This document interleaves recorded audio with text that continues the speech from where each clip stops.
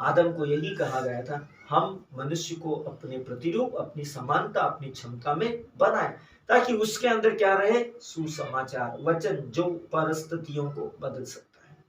पहले आदम में वचन था, आत्मा ने 40 दिन और 40 रात उसको निर्जन प्रदेश में वचन के का प्रशिक्षण दिया, और उस वचन के प्रशिक्षण ने उसके द्वारा क्या किया, उस वचन के प्रशिक्षण ने उसको उन स्थिति और परिस्थिति और हालातों से, जिससे लोग घायल थे, पीड़ित थे, प्रताड़ित थे और परेशान थे और मर रहे थे, उनसे उसने उनको आजाद करा दिया। अब आपके पास में ये वचन है, इससे सीखिए, इसे मनन कीजिए, इस पर अध्ययन कीजिए, बस इस पर तर्क वितर्क मत कीजिए, इसके साथ सहभागिता कीजिए। आपको वचन अपनी भाषा में समझ में आता है, उससे सीख लीजिए। आपको वचन यदि दूसरी लैंग्वेज में और अच्छे से समझ में आता है, उसमें सीख लीजिए, लेकिन उसे सीखिए ताकि आप आत्मा में यीशु मसीह के समान बीमारियों को, दुष्टताओं को, श्राप को, तनाव को, दबाव को, दुष्ट आत्माओं को खदेड़ सके और अनंत जीवन जिनके पास नहीं है उनके पास ला सके। यही है अंतिम निर्देश, तुम जाओ और सब जातियों को सुसमाचार मानना सिखाओ। जो विश्वास करेगा और बपतिस्मा ग्रहण करेगा वो उद्धार पाएगा, अनंत जीवन पाएगा। परमेश्वर आपको और मुझको सिर्फ इस आज्ञाकारिता के आदम की सहभागिता देना चाहता है, ताकि आपके पास जीवन की सारी भरपूरी हो। जिसके पास वचन है, जिसके पास पुत्र है, जिसके पास परमेश्वर का वचन है, उसके पास पवित्र आत्मा है। जिसके पास पवित्र आत्मा है, परमेश्वर का वचन है, परमेश्वर का पुत्र है, उसके पास अनंत जीवन है।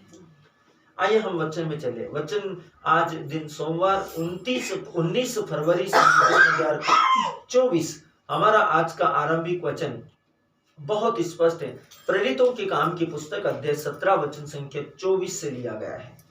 वचन कहता है, जिस परमेश्वर ने पृथ्वी और उसकी सब वस्तुओं को बनाया, वह स्वर्ग और पृथ्वी का स्वामी होकर हाथ के बनाए हुए मंदिरों में नहीं रहता।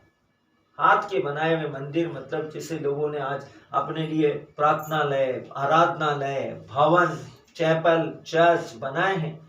वचन में बहुत स्पष्ट लिखा है, ये मेरा नहीं है, ये प्रेरितों के काम की पुस्तक अध्याय 17 वचन 24 में लिखा है। वचन कहता है, जिस परमेश्वर ने पृथ्वी और उसकी सब वस्तुओं को बनाया, वह स्वर्ग और पृथ्वी का स्वामी होकर, सृजनहार होकर हाथ के बनाए हुए मंदिरों में नहीं रहता।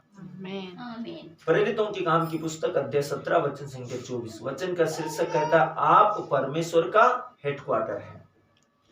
आपका जो जीवन है, आपका जो शरीर है, वो क्या है, परमेश्वर का हेडक्वार्टर। और ये हेडक्वार्टर कैसा है, पौलुस ने इसके विषय में कहा, क्या आप नहीं जानते, आपका शरीर जीवित ईश्वर का भवन है और परमेश्वर का आत्मा इसमें रहता है। परमेश्वर का आत्मा चर्च में नहीं रहता। परमेश्वर का आत्मा जीवित है और वो जीवित मंदिर में रहता है, जीवित स्थानों में रहता है। उसने कहा, मैं तुम में बसूंगा, तुम में चला फिरा करूंगा।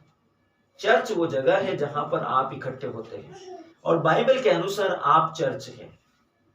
हर व्यक्ति चर्च है, हर व्यक्ति चर्च है। उसने कहा, मैं कलीसिया बनाऊंगा और अधोलोक के फाटक उसमें प्रबल नहीं हो पाएंगे। तो परमेश्वर आप में रहता है और आप उसका उपस्थिति का स्थान है।